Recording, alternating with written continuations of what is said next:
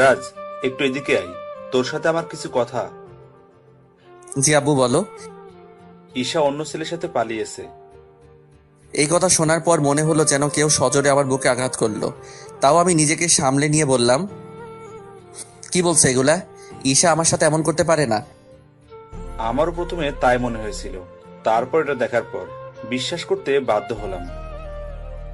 আমি বাবার হাত থেকে চিঠিটা নিয়ে পড়তে শুরু করলাম। সেখানে লেখা ছিল, প্রিয় রাজ, পারলে আমায় ক্ষমা করে দিও।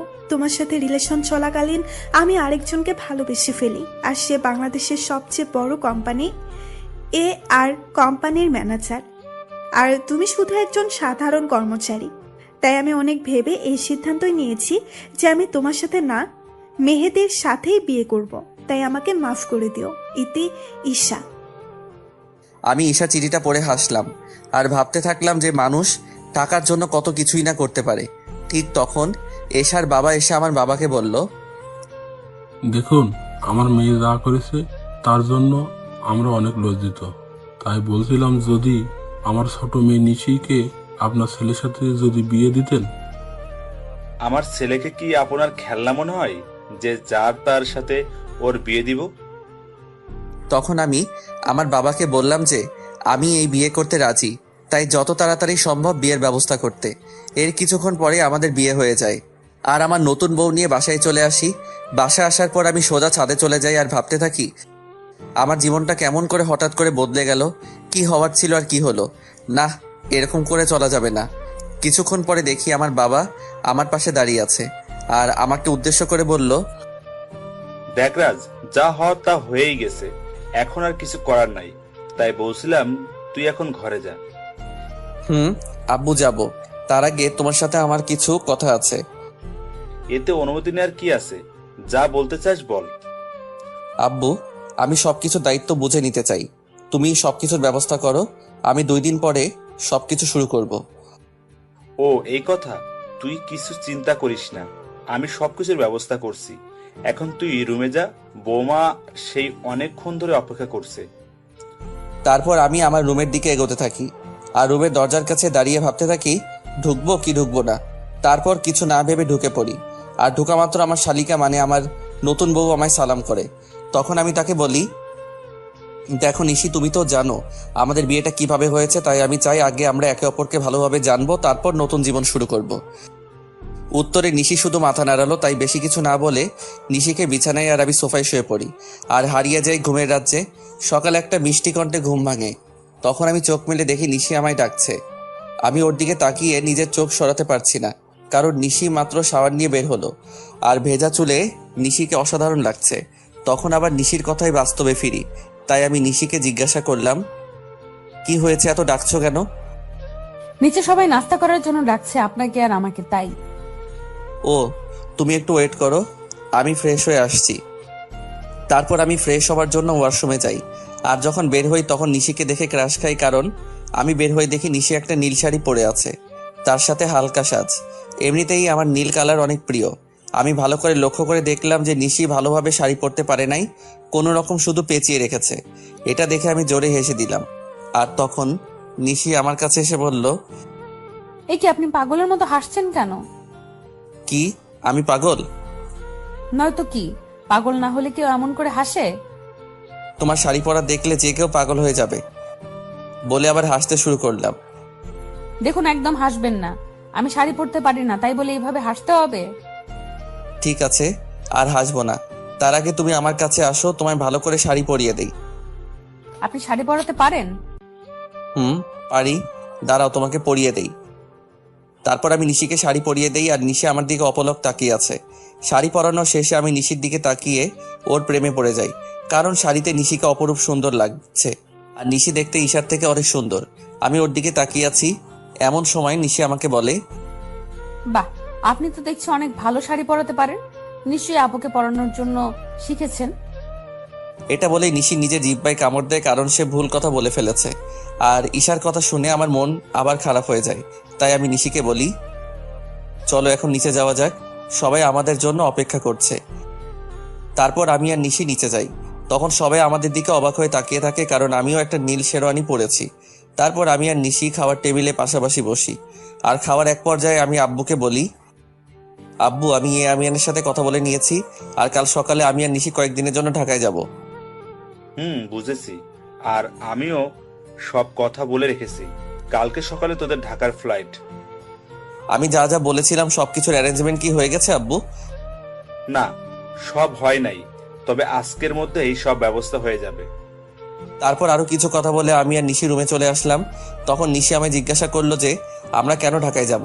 তাই আমি তাকে বললাম যে এটা আমার তরফ থেকে নিশির জন্য সারপ্রাইজ। আর আমি নিশিকে ব্যাগ গুছিয়ে রাখতে বলি। নিশি আমার কথা মতো নিজের ব্যাগ গুছিয়ে রাখে। অন্যদিকে ঈশার মেহেদিও বিয়ে করেছে, আর তারা দুজনই অনেক খুশি। আর তখন মেহেদির ফোনে একটা কল আসে। হ্যালো, কে বলছেন? ও স্যার, আপনি কিছু দরকার আছে নাকি? ওকে স্যার, আমি সব ব্যবস্থা করে দেব। এখন রাখি। কে ফোন করেছিল? আমাদের নিউ সিইও ফোন করেছিল আর বলল যে কাল উনিও ওনার ওয়াইফ আসবে ঢাকায়, তাই একটা গ্র্যান্ড পার্টির অ্যারেঞ্জমেন্ট করা হয়েছে। আর সেখানে আমাকে আর আমার বউকে উপস্থিত থাকতে হবে। ও, চলো এখন ঘুমাতে যাই, কাল আবার অনেক কাজ আছে। তারপরের দিন মেহেদি আর ঈশা পার্টিতে যায়। আর তার পৌঁছানোর কিছুক্ষণ পরে হেলিকপ্টারে করে মেহেদির নিউ বস আসে। আর অফিসের সব স্টাফ তাকে স্বাগতম জানানোর জন্য যায়। আর যখনই নতুন বস ও তার ওয়াইফ হেলিকপ্টার থেকে নিচে নামে, তখনই ঈশা প্রচন্ড রকম একটা শক খায়। কারণ মেহেদির কোম্পানির নতুন বস অন্য কেউ না, তার প্রাক্তন প্রেমিক রাজ এই কোম্পানির বস। আর তার ওয়াইফ হলো ঈশার আপন বোন নিশি। কিন্তু এটা কিভাবে সম্ভব? রাজ তো ঈশাকে বলেছিল সে যে একজন সাধারণ ঘরের ছেলে, কিন্তু সে এত বড় কোম্পানির মালিক হলো কিভাবে? তারপর আমি আর নিশি হেলিকপ্টার থেকে নেমে আসি আর দেখি যে ঈশা আমাদের দিকে অবাক চোখে তাকিয়ে আছে। সে হয়তো ভাবছে আমি এখানে কেমন করে আসলাম, আর মালিকই বা কেমন করে হলাম। কারণ আমি ঈশাকে বলেছিলাম যে আমি একটা কোম্পানির সাধারণ একজন কর্মচারী। হেলিকপ্টার থেকে নামার পরে সবাই আমাকে আর নিশিকে নিয়ে ব্যস্ত হয়ে পড়ে। তখন ঈশা আর ওর হাজবেন্ড মেহেদি আমাদের কাছে আসে আর আমাদের স্বাগতম জানায়। তখন ঈশা আমাকে বলে, রাজ তুমি এখানে কি করে? আর তুমি A&R কোম্পানির সিও হলে কিভাবে? কেন মিস ঈশা, অবাক হচ্ছেন নাকি?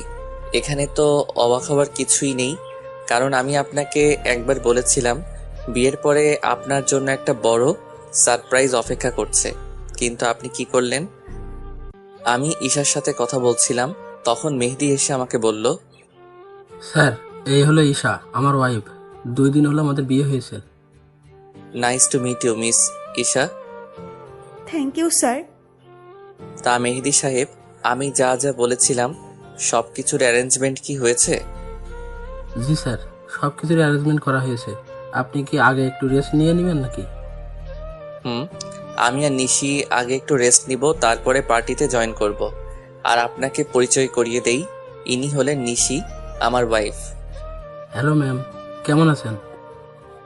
জি ভালো আছি। তখন আমি ঈশার দিকে লক্ষ্য করে দেখি সে আমার আর নিশির দিকে অবাক চোখে তাকিয়ে আছে। তাই আমি মনে মনে বলি, এখনো তো কিছুই দেখোনি, দেখতে থাকো কি হয়। তখন মেহেদি আমাকে আর নিশিকে একটা রুমে নিয়ে যায় আর বলে এখানে কিছুক্ষণ রেস্ট নিতে। এই বলে মেহেদি সাহেব সেখান থেকে চলে যায়। তখন নিশি আমার কাছে এসে বলে, এগুলো কি হচ্ছে আমাকে কি প্লিজ বলবেন? মানে কিসের কথা বলছো তুমি? বুঝতে পারছেন আমি কিসের কথা বলছি? কই না তো। বুঝতে পারছেন না নাকি বুঝতে চাইছেন না? আরে তুমি বুঝাই না বললে কেমন করে বুঝবো? এগুলো কি? আমি তো শুনেছিলাম আপনি একটা কোম্পানির একজন সাধারণ কর্মকর্তা। শুধু আমি না, আমার পরিবার জানতো যে আপনি একটি কোম্পানিতে কাজ করেন। তাহলে হুট করে এত বড় কোম্পানির সিইও কেমন করে হলেন? হুট করে আমি এই কোম্পানির সিইও হই নাই। এই কোম্পানির ওনার হলো আমার বাবা, বুঝেছো? আর সেই হিসেবে আমি এই কোম্পানির সিইও। আর কেন আমি আমার আসল পরিচয় গোপন করেছি সেটা না হয় তোমাকে পরে বলবো। সেটা না হয় বুঝলাম, কিন্তু আপনি কেন আপনার আসল পরিচয় গোপন করলেন সেটা আগে বলুন। বললাম তো, আমি তোমাকে সব বলবো, তার আগে তুমি কান্না বন্ধ করো। নিশিকে নিজের বুকের মাঝে জড়িয়ে নিয়ে কেন জানি নিশির কান্নাটা আমার সহ্য হলো না। তারপর নিশিও আমায় জড়িয়ে ধরে কান্না করতে থাকলো। এইভাবে কিছুক্ষণ নিশি কান্না করলো। তারপর যখন সে বুঝতে পারলো যে সে আমায় জড়িয়ে ধরে আছে, তখন হঠাৎ করে আমায় ছেড়ে দিয়ে বলল, আমি সরি, আসলে আমি বুঝতে পারি নাই তাই এমনটা করেছি। আসলে আমি একটু ইমোশনাল হয়ে পড়েছিলাম তো তাই। ইটস ওকে নিশি, তুমি গিয়ে ফ্রেশ হয়ে নাও, আমাদের আবার নিচে পার্টিতে যেতে হবে। তারপর নিশি ওয়াশরুমে ফ্রেশ হতে চলে যায়।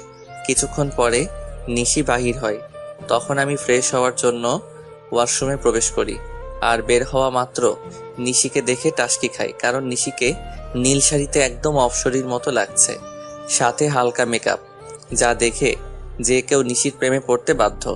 আমাকে এভাবে তাকিয়ে থাকতে দেখে নিশি আমার চোখের সামনে তুড়ি বাজিয়ে জিজ্ঞেস করে, এই যে মিস্টার, এভাবে তাকিয়ে কি দেখছেন? একটা ডানা কাটা পড়ি। নিজের অজান্তেই বলে ফেলি। আর আমার কথায় নিশি বেশ লজ্জা পায়, যা ওর চেহারা দেখে বোঝা যাচ্ছে, কারণ নিশির চেহারা একদম লজ্জায় লাল হয়ে গেছে। তখন আমি বলি, থাক আর লজ্জা পেতে হবে না, এখন তাড়াতাড়ি রেডি হয়ে নাও তো। তখন নিশি আবার রেডি হতে থাকে। আর নিশি যখন লিপস্টিক তার ঠোঁটে দিতে যাবে, তখন আমি তাকে আটকিয়ে বলি যে, তোমাকে এমনি অনেক ভালো লাগছে, এসব লিপস্টিক আর কোনোদিন দিবা না, ওকে? নিশিও বাধ্য মেয়ের মতো মাথা নাড়ালো। কিছুক্ষণ পরে নিশি আমাকে জিজ্ঞাসা করে যে তাকে কেমন লাগছে। আর আমি তো নিশিকে দেখে ওর প্রায় প্রেমে পড়ে যাই, কারণ নিশিকে হালকা সাজে একদম পরীর মতো লাগছে। তাই আমি ওর কাছে গিয়ে বলি, সবই ঠিক আছে, শুধু একটা জিনিস ছাড়া। ও, আরে শুনবে তো কি জিনিস? না বললে শুনবো কেমন করে? তোমার গলায় কাজল দেওয়া হয়, তোমাকে কেউ যদি এইভাবে দেখে তাহলে সবার নজর লেগে যাবে তো, তাই না? তারপর আমি নিজের হাতে নিশির ঘাড়ে কাজল লাগিয়ে দেই। আর আমার ছোঁয়া পাওয়া মাত্র নিশি কিছুটা কেঁপে ওঠে। আর নিশির এত কাছে গিয়ে আমিও কেমন যেন একটা ঘোরের মধ্যে চলে গেছিলাম। আর নিশিও কিছুটা আমার মতোই হয়ে গেছিল। তখন আমি নিশির মুখটা উপরের দিকে তুলে আমার ঠোঁট ওর ঠোঁটের দিকে এগিয়ে নিয়ে যাই। আর যখনই আমি নিজের ঠোঁট নিশির ঠোঁটের সাথে মেলাবো, তখনই কেউ একজন রুমের মধ্যে প্রবেশ করে। এতে করে নিশি আমার থেকে কিছুটা দূরে চলে যায়। আর আমাদের দুজনেরই ঘোরটা কেটে যায়। তাই তখন দেখার চেষ্টা করি যে কে এসেছে, আর তখনই দেখি ঈশা দাঁড়িয়ে আছে। এতে করে আমার রাগটা বেড়ে যায়। তাই আমি ঈশাকে গিয়ে বলি, আপনার কি একটু সাধারণ বুদ্ধিটুকু কি নেই যে একটা সদ্য বিবাহিত দম্পতির রুমে কোনো পারমিশন ছাড়া প্রবেশ করেছেন? আসলে আমি তো জানতাম না ভেতরে কি হচ্ছিল, আর তোমার রুমে ঢুকতে তো আগে কখনো পারমিশন লাগেনি তাই। ও প্লিজ, আগে কি হয়েছে না হয়েছে I just don't care, but now I am married, so next time knock করার রুমে ঢুকবেন, আন্ডারস্ট্যান্ড? Yes, I understand. কথাটা মনে থাকে যেন। আর কি জন্য এসেছেন সেটা কি জানতে পারি? আমি তোমার কাছে ক্ষমা চাইতে এসেছি, প্লিজ আমাকে মাফ করে দাও। আপনি কিসের জন্য ক্ষমা চাইছেন মিস ঈশা, সেটা কি জানতে পারি? তোমার সাথে করা অন্যায়গুলোর জন্য আমি ক্ষমা চাচ্ছি। আমি কিছু বলতে যাব, তখনই নিশি এসে বলে, আপু, তুই যা করেছিস তা কত বড় অন্যায় সেটা কি তুই জানিস? জানি। তাহলে কোন মুখে তুই মাফ চাস সেটা আমাকে বল। নিশি বোন আমার, তুই আমাকে ভুল বুঝিস না।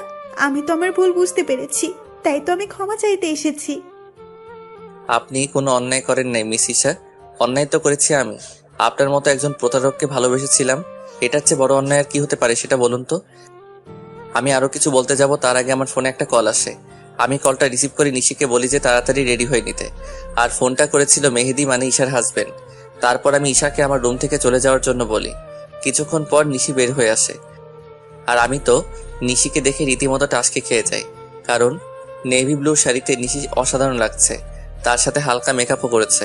আমাকে এভাবে তাকিয়ে থাকতে দেখে নিশি আমাকে বলে, এই যে মিস্টার রাজ, এখানে দাঁড়িয়ে থাকবেন নাকি নিচেও যাবেন? যাব।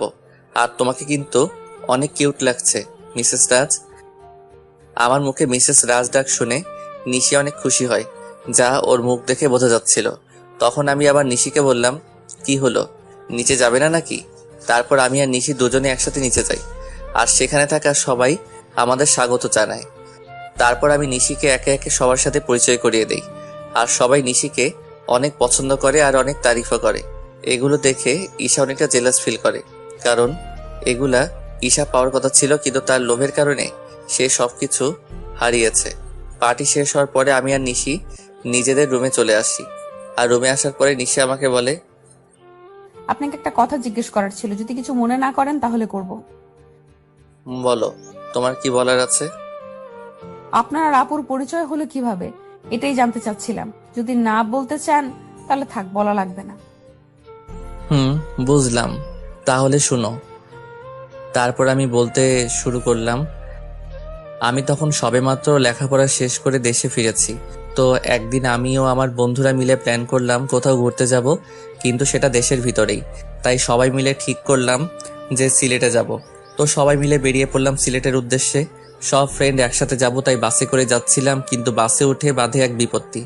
আমার সব ফ্রেন্ডের সিট এক জায়গায় পড়েছিল আর আমার সিট পড়েছিল এক মেয়ের সাথে। তাই কিছু করার না থাকায় বাধ্য হয়ে সিটে বসে পড়ি। কিছুক্ষণ পরে যখন মেয়েটি আসে আমি তার দিকে তাকিয়ে রীতিমতো টাসকি খাই, কারণ এত সুন্দরী মেয়ে আমি এর আগে কখনো দেখি নাই। মেয়েটির পরনে ছিল একটা নেভি ব্লু লং 3 পিস, তার সাথে ম্যাচিং জুয়েলারি, সাথে হালকা সাজ। দেখে মনে হচ্ছিল জান্নাতের অপ্সরী। আমি তার দিকে এক ধ্যানে তাকিয়েছিলাম। আমার এইভাবে তাকানো দেখে মেয়েটি বলে ওঠে, এই যে মিস্টার, দেখা শেষ হইলে আমাকে বসার জায়গাটা দিন। মেয়েটির এমন কথায় আমি কিছুটা লজ্জা বোধ করি, তাই আর কিছু না বলে ওনাকে বসার জায়গাটা দিয়ে দেই। কিছুক্ষণ পরে বাস ছেড়ে দেয়। মেয়েটি কিছুক্ষণ পরে আমায় জিজ্ঞাসা করে, হাই, আমি ঈশা, আপনার নামটা কি জানতে পারি? আমি রাজ। বাহ, চেহারার সাথে নামেরও মিল আছে। সিলেট যাচ্ছেন নিশ্চয়? আপনি কেমন করে জানলেন? শালার এমন আবাল তো জীবনেও দেখি নাই। সিলেটের বাসে করে মানুষ অন্য কোথাও কি যাইতে পারে বলেন তো? এটা আপনি বুঝবেন না মিস্টার। ও। হুম। তখন আমি তাকে বললাম যে আপনি কি একাই যাচ্ছেন নাকি? উত্তরে সে বলল, একা কেন যাব? আমার সাথে তো আপনি আছেন, তাই না? আপনি যদি চান তাহলে সত্যি যেতে পারি। কিছু বললেন? কই না তো। ও, আমি মনে করছিলাম হয়তো কিছু বললেন। না, আমি তো কিছুই বলি নাই। তা সিলেটে কোথায় যাচ্ছেন? এই তো ফ্রেন্ডের সাথে ঘুরতে যাইতেছি। আর আপনি? আমিও তো ফ্রেন্ডদের সাথেই যাচ্ছি। আপনি কি স্টুডেন্ট নাকি জব টপ করেন? আমি হলাম, না আসল পরিচয়টা দেওয়া যাবে না। আপনি হলেন কি? আমি একটা সফটওয়্যার কোম্পানিতে জব করি। ও। তারপর ঈশার সাথে আরো অনেক কথা হলো। তখন জানতে পারলাম সে অনার্স 2য় বর্ষের ছাত্রী। এইভাবে আমাদের পরিচয় হয়। তারপর পরিচয় থেকে ভালোবাসা। আমি আর ঈশা অনেক ভালো ফ্রেন্ড হয়ে গেছিলাম। আমরা সিলেট থেকে ফিরে এসেও একে অপরের সাথে যোগাযোগ করতাম। একদিন আমি ঈশাকে প্রপোজ করি আর ঈশাও সেটা অ্যাকসেপ্ট করে, কিন্তু রিলেশনে থাকা অবস্থায়ও আমি আমার আসল পরিচয়টা ঈশাকে জানাইনি। আমি চেয়েছিলাম ঈশাকে একটা সারপ্রাইজ দিব, কিন্তু পরে যে আমি নিজেই সারপ্রাইজড হয়ে যাব এটা ভাবতে পারি নাই। কথাগুলো বলে নিজের অজান্তেই আমার চোখ দিয়ে পানি বের হয়ে গেছিল, সেটা বুঝতেই পারি নাই। আমি কিছুক্ষণ পরে নিশির দিকে লক্ষ্য করে দেখি সেও কান্না করছে। তখন আমি তাকে বলি, এ কি তুমি কান্না করছো কেন? আপনি আপুকে এতটা ভালোবাসতেন, আর আপু আপনার সাথে কি করলো? যা হওয়ার তা তো হয়েই গেছে, আর এখন তুমি আমার স্ত্রী, এটাই সত্যি। আর আমি চাই এই সম্পর্কটা ভালোভাবে নিতে। আমি চেষ্টা করব। তার আগে বলেন, আপনি আর কখনো আপুর কথা মনে করবেন না? কথা দিলাম। নিশি আমাকে এভাবে জড়িয়ে ধরবে আমি সেটা ভাবতেও পারি নাই। কেন যেন নিশির এভাবে জড়িয়ে ধরা আমার অনেক ভালোই লাগছে। এই যে মিস, এবার কি আমাকে ছাড়বেন? কথাটি বলা মাত্র নিশি আমাকে ছেড়ে দিল, আর নিশির মুখ একদম লজ্জায় লাল হয়ে আছে। তখন আমি নিশিকে আমার কোলের উপর বসিয়ে ওর চুলে বিলি কেটে দিতে দিতে বললাম, আমাকে ছেড়ে কখনো যাবে না তো? না, কখনোই না। তারপর আমি নিশির কপালে আলতো করে একটা চুমু খেলাম, আর আমার ঠোঁটের ছোঁয়া পাওয়া মাত্র নিশি কেঁপে উঠল। এখন যাও, ফ্রেশ হয়ে আসো। আজ এমনিতেও অনেক ধকল গেছে। আগামীকাল থেকে আমরা নতুন জীবন শুরু করব। তারপর নিশি ফ্রেশ হয়ে আসে আর আমি নিশিকে জড়িয়ে ধরে শুয়ে পড়ি। এই কয়দিনে আমি নিশিকে অনেকটাই ভালোবেসে ফেলেছি। পরের দিন সকালবেলা নিশির আগে ঘুম ভেঙে যায়। আমি ঘুম থেকে উঠে যখন বসতে যাব তখন দেখি নিশি আমার বুকের মাঝে শুয়ে আছে। আর নিশির ঘুমন্ত চেহারাটা অনেক সুন্দর লাগছে। হয়তো সব মেয়েদের ঘুমন্ত চেহারা একরকম হয়, কিন্তু নিশির মতো কারো হয় না। তখন আমি খেয়াল করে দেখি নিশির মুখের উপর কিছুটা চুল এসে পড়েছে, যার কারণে তার ঘুমের সমস্যা হচ্ছে। তাই আমি নিশির মুখের উপর থেকে চুলগুলো সরিয়ে কানের সাথে গুজে দেই। তখনই আমার চোখ আটকে যায় নিশির গোলাপি ঠোঁটের উপর। আমি নিজের অজান্তেই নিশির ঠোঁটে চুমু দিয়ে বসি, আর তখনই নিশি জেগে যায়। আমাকে ওর এত কাছে দেখে নিশি কিছুটা ঘাবড়ে যায়, আর আমি ওকে কিস করেছি এটা বুঝতে পেরে নিশি লজ্জা পেয়ে আমার বুকের মাঝে মুখ লুকিয়ে ফেলে। তখন আমি নিশিকে বলি, এই কি হলো তোমার, আর এমন কেন করছো? আমার মনে হয় লজ্জা করে না। বাবা এখন এত লজ্জা, তাহলে রাতে যা হবে তখন কি করবা? চা ফাজিল কোথাকার, মুখে কিচ্ছু আটকায় না। নিশি জানো, তোমার ঠোঁটের স্বাদ কিন্তু সেই রকম। চা দুষ্টু। এই বলে ওয়াশরুমে পালালো। আর আমি বসে বসে ভাবতে লাগলাম, পাগলিটা এই কয়দিনে আমাকে অনেক ভালোবেসে ফেলেছে, আর আমিও ওকে অনেক ভালোবেসে ফেলেছি। কিছুক্ষণ পরে নিশি ওয়াশরুম থেকে বাহির হলো আর আমি ফ্রেশ হতে চলে গেলাম। আমি ফ্রেশ হয়ে এসে দেখি নিশি চুল মুছছে। তখন আমি নিশিকে পেছন থেকে জড়িয়ে ধরি আর নিশির চুলের মধ্যে নাক ডুবিয়ে দিই। এতে নিশি কিছুটা কেঁপে ওঠে। আমি নিশির চুলের গন্ধে কোথায় যেন হারিয়ে গিয়েছিলাম। নিশির ডাকে আমার ঘোর ভাঙলো। নিশি আমাকে বলল, এই যে মিস্টার, অফিসে যাবেন না নাকি? এত সুন্দর বউ রেখে কিভাবে অফিস যাই বলো তো? তার চেয়ে বরং চলো তুমি আর আমি ঘুরতে যাই। সত্যি বলছেন? না, মিথ্যা বলছি। আমার কথা শুনে নিশির হাসি মাখা মুখ নিমিষে গায়েব হয়ে গেল। তখন আমি বললাম, থাকার ঢং করতে হবে না, তাড়াতাড়ি গিয়ে রেডি হয়ে আসুন। আপনি অনেক কিউট। বলে আমাকে কিস করে এক দৌড়ে পালালো। আমি তখন মনে মনে বললাম, পাগলি একটা। কিছুক্ষণ পরে নিশি নেভি ব্লু শাড়ি পরে বের হলো আর সাথে হালকা সাজ। এতে নিশিকে আরো বেশি সুন্দরী লাগছিল। তারপর নিশি আমার কাছে এসে বলে, চলুন আমি রেডি। চলো। তারপর আমি ম্যানেজারকে ফোন দিয়ে আসতে বলি। ম্যানেজার মানে ঈশার হাজবেন্ড। কিছুক্ষণ পরে ঈশা ও তার হাজবেন্ড আসে আর আমাকে বলে, স্যার, আপনি যা যা বলেছিলেন সব রেডি। ধন্যবাদ মেহেদি সাহেব। আরে এতে ধন্যবাদ দেওয়ার কি আছে? মেহেদি সাহেব, আমি আপনাকে একটা জিনিস আনতে বলেছিলাম, সেটা কি এনেছেন? হ্যাঁ স্যার, এনেছি, এই নিন। আমার দিকে একটা প্যাকেট এগিয়ে দিয়ে তখন আমি নিশিকে ডাকি আর জিজ্ঞাসা করি, এটা কেমন হয়েছে? আপনাদের তো বলতেই ভুলে গিয়েছি, ওই প্যাকেটের মধ্যে একটা নেকলেস ছিল, যেটা আমি নিশির জন্য আনতে বলেছিলাম। Wow, it's so gorgeous. এবার পড়ুন দেখি। এটা আমার জন্য। এবার পড়ুন তো। না, আমাকে পরিয়ে দিন। তো কি আর করার, সবার সামনে আমি নিশিকে নেকলেসটা পরিয়ে দিলাম। পরানোর পর ঈশার দিকে তাকিয়ে দেখি সে কেমন করে যেন তাকিয়ে আছে নিশির দিকে। হয়তো সে এটা ভাবছে যে যা ওর পাওয়ার কথা ছিল সেটা তার ছোট বোন পাইতেছে। তারপর আমি আর নিশি ঘুরতে বাহির হলাম। সারাদিন ঘোরাঘুরি করে যখন নদীর ধারে গিয়ে বসলাম, তখন নিশি বলল যে সে ফুচকা খাবে। অনেক বোঝানোর পরেও কোনো লাভ হইল না, তাই তাকে ফুচকা খেতে নিয়ে গেলাম। আর আমি নিশির ফুচকা খাওয়া দেখে অবাক না হয়ে পারলাম না। মেয়েরা এত ফুচকা কিভাবে খেতে পারে সেটা আল্লাহই ভালো জানে। প্রায় অনেক রাত হয়ে যায় বাসায় ফিরতে। তারপর বাসায় ফিরে আমি ওয়াশরুমে চলে যাই ফ্রেশ হতে। আমি বের হওয়ার পরে নিশি ঢোকে। কিছুক্ষণ পরে নিশি বাহির হয়। তখন আমি নিশিকে গিয়ে পেছন থেকে জড়িয়ে ধরি আর বলি, সকালে কি বলেছিলাম মনে আছে? নিশি উত্তরে শুধু মাথা নাড়ালো। তাহলে শুরু করা যাক। আমি কি নিষেধ করেছি নাকি? আমি নিশির সাই পেয়ে ওকে কোলে তুলে নেই আর বিছানায় গিয়ে রাখি। তারপর আমি নিশির গলায় আস্তে করে কয়েকটা কিস করি। এতে নিশির নিঃশ্বাস আস্তে আস্তে ঘন হতে থাকে। তারপর আমরা দুজন হারিয়ে যাই ভালোবাসার অতলে। আর কিছু কমনার লজ্জা লাগে। পরের দিন সকালে নিশির ডাকে আমার ঘুম ভাঙে। নিশি মাত্র গোসল করে এসেছে আর ওকে দেখতেও অসাধারণ লাগছে। তাই আমি নিশিকে একটানে আমার বুকের উপর নিয়ে আসি। তখন নিশি বলে, সারা রাত দুষ্টুমি করেও হয় নাই, এখন আবার শুরু করেছেন? তাড়াতাড়ি রেডি হয়ে অফিস যান। ওকে বাবা, আমি যাইতেছি, তার আগে একটা কিস দাও। একটা দিলে যাবেন? যাব। তারপর নিশি আমাকে একটা কিস দেয় আর আমিও উঠে ফ্রেশ হয়ে অফিসে চলে যাই। কিছুদিন পরে আমি আর নিশি আমাদের বাসায় চলে আসি আর সেখান থেকে অফিস শুরু করি। খুনসুটি ভালোবাসায় আমাদের দিন খুব ভালোই চলছিল। দেখতে দেখতে আমার আর নিশির বিয়ের 3 মাস পার হয়ে গেছে। আর এই 3টা মাসের মধ্যে নিশি একদিনও আমার বুকে মাথা না দিয়ে ঘুমায় না। এই 3 মাসে আমরা দুজন দুজনকে অনেক বেশি ভালোবেসে ফেলি। সকালে আমি অফিসের জন্য রেডি হচ্ছিলাম, তখন নিশি এসে আমাকে পেছন থেকে জড়িয়ে ধরে আর বলে, আজ অফিস থেকে একটু তাড়াতাড়ি আসবেন কেমন?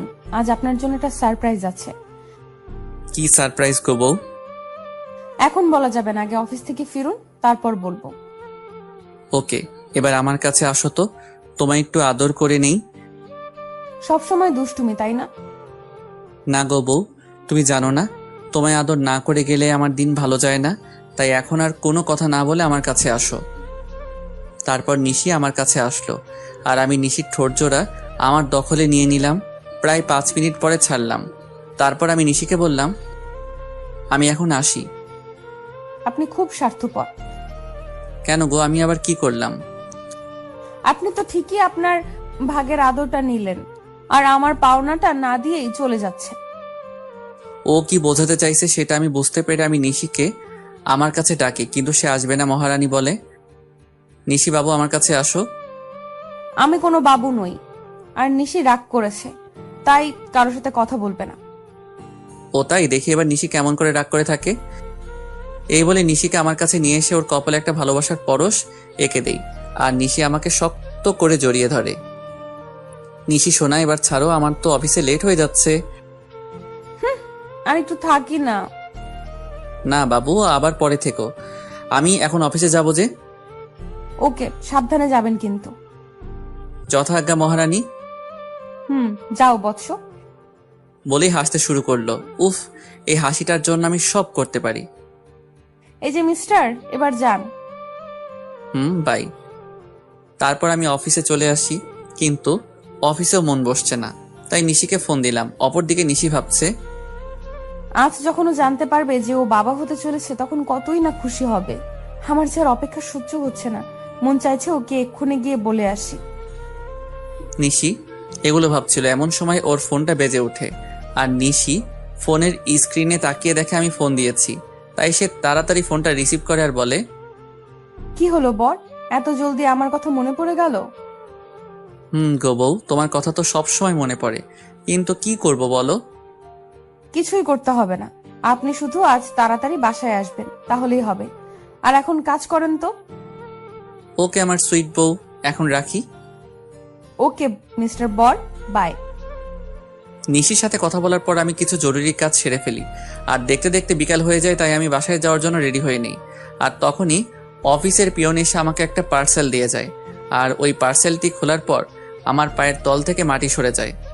পার্সেলটিতে অনেকগুলো ছবি ছিল, আর সবগুলো ছবি নিশি আর একটা ছেলের। ছবিতে নিশি ছেলেটার সাথে অনেক ঘনিষ্ঠ অবস্থায় আছে, যা দেখার পরে আমার চোখ দিয়ে অবাধ ধারায় পানি পড়ছে। শেষে কিনা নিশিও আমায় ধোকা দিল। আমি আর কিছু ভাবতে পারছিলাম না, তখনই নিশির ফোন আসে। অনিচ্ছা থাকা সত্ত্বেও আমি ফোনটা রিসিভ করি, আর তখনই নিশি বলতে শুরু করলো, আপনি কখন বাসায় আসবেন? আজকে আপনার তাড়াতাড়ি আসার কথা, তাহলে এত লেট করছেন কেন? এখন আমি অনেক ব্যস্ত আছি, তাই আসতে লেট হবে। কিন্তু আপনি তো আমায় প্রমিস করেছিলেন যে আজ তাড়াতাড়ি বাসায় ফিরবেন। তুমি এত বেশি কথা বলছো কেন? বললাম না আমি ব্যস্ত আছি, তারপরও একই কথা বারবার বলে যাচ্ছ। অনেক রেগে আর জোরে কথাটা বললাম, এতে নিশি অনেকটাই ভয় পায়। অপর পাশ থেকে ফুপিয়ে কান্নার আওয়াজ আসছে। অন্য সময় হলে হয়তো আমি ওকে সান্ত্বনা দিতাম, কিন্তু এখন ওর কথা ভাবতেও আমার অসহ্য লাগছে। আচ্ছা ঠিক আছে, কিন্তু আরো কিছু বলতে যাবে তার আগে আমি ফোনটা কেটে দেই। ফোন রেখে আমি চেয়ারে বসে পড়ি, আর তখনই আমার চোখ যায় ছবিগুলোর দিকে, কারণ ছবির অপর পাশে একটা নম্বর লেখা ছিল। তাই আমি ওই নম্বরে ফোন দেই, আর ফোনটা রিসিভ করে একজন ছেলে। সে ফোনটি ধরে বলতে শুরু করে, আরে মিস্টার রাজ, এত তাড়াতাড়ি ফোন করলেন যে? কে আপনি, আর আমাকে কেমন করে চিনলেন? আমি কে সেটা না হয় দেখা করেই আপনাকে বলবো। আমি কোনো অচেনা লোকের সাথে দেখা করি না। আমি সেটা জানি মিস্টার রাজ, তাই তো বলছিলাম, যদি ছবিগুলোর ব্যাপারে জানতে চান তাহলে আমার সাথে দেখা করুন। আমি কি করব বুঝতে পারছি না। আমাকে তো জানতেই হবে এই ছবির ছেলেটাকে, আর নিশির সাথেই বা তার কি সম্পর্ক। তাই আমি সেই লোকটির সাথে দেখা করার জন্য রাজি হয়ে যাই, আর সেই লোকটি আমাকে একটা ঠিকানা দেয়। তাই আমি দেরি না করে বেরিয়ে পড়ি, আর কিছুক্ষণের মধ্যে সেখানে পৌঁছে যাই। সেখানে পৌঁছানো মাত্র আমি লোকটিকে ফোন দিই, কিন্তু লোকটি ফোন ধরছে না। আমি বেশ কয়েকবার ফোন দিই, কিন্তু প্রতিবারই ব্যর্থ হই। আমি প্রায় ঘন্টাখানিক ধরে অপেক্ষা করছিলাম, তখন কেউ একজন বলে উঠল, অপেক্ষা করার জন্য ধন্যবাদ। আমি পিছনে তাকিয়ে দেখি লোকটি আর কেউ নয়, নিশির সাথে যার ছবি দেখেছিলাম এটিই সেই লোক। তবু আমি মাথা ঠান্ডা রাখার চেষ্টা করে বলি, আমাকে এখানে ডাকার কারণ কি, আর আপনি বা কে? আমি জাহিদ রহমান। আমি আর নিশি একে অপরকে অনেক ভালোবাসি, সেটা বলার জন্যই আপনাকে ডেকেছি। লোকটির কথা শুনে আমার মাথা গরম হয়ে গেল, তাই আমি রাগের মাথায় লোকটিকে মারতে শুরু করলাম। একসময় আমি একাই থেমে যাই, আর তাকে বলি, আপনি যেটা বলছেন সেটা সত্যি? এটা আমি কিভাবে বিলিভ করব? সেজন্যই তো আমি আপনাকে ছবিগুলো পাঠিয়েছি, আর এখন বিলিভ করা আর না করা সেটা আপনার ব্যাপার। আমি কি বলবো কিছু ভেবে পাচ্ছিলাম না, কারণ ছবিতে নিশি আর সাজিদকেই দেখা যাচ্ছে। তাই আর কথা না বাড়িয়ে লোকটিকে বললাম, নিশি যদি আপনাকে ভালোবাসে তাহলে সে আমাকে কেন বিয়ে করলো? বিয়েটা কিভাবে হয়েছে সেটা আপনি নিশ্চয়ই জানেন রাজ। তাহলে নিশি কেন 3 মাস আমার সাথে থাকলো? সেটার কারণ আছে, আর কারণটা হলো আপনার সম্পত্তি। আর আপনারা যেদিন ঢাকায় যান সেদিন আমার আর নিশির পালানোর কথা ছিল, কিন্তু যখন আমরা জানতে পারলাম যে আপনি একজন স্বনামধন্য ব্যবসায়ী, তখন আমি আর নিশি আপনার সম্পত্তি হাতিয়ে নেওয়ার প্ল্যান বানাই। লোকটির কথা শুনে আমার কষ্টের মাত্রাটা আরো বেড়ে গেল, কারণ প্রথমে টাকার জন্য ঈশা আমার সাথে বেইমানি করলো, আর এখন আমি যাকে সবচেয়ে বেশি ভালোবাসি সেও আমার সাথে। না, আর কিছু ভাবতে পারছি না, তাই আমি হোটেল থেকে বের হয়ে আসি আর আমার উকিলকে ফোন দিয়ে ডিভোর্স পেপার তৈরি করতে বলি। তাই মাত্র 1 ঘন্টার মধ্যে উকিলের কাছ থেকে ফিরতে ফিরতে প্রায় রাত 1টা বেজে যায়। তাই আমি বাসার কাউকে বিরক্ত না করে আমার কাছে যে চাবি ছিল সেটা দিয়ে দরজা খুলে ভিতরে যাই, আর ভিতরে গিয়ে দেখি নিশি বসে বসে ফুপিয়ে ফুপিয়ে কান্না করছে। যেখানে আমার কষ্ট হওয়ার কথা সেখানে আমার প্রচুর রাগ হচ্ছে।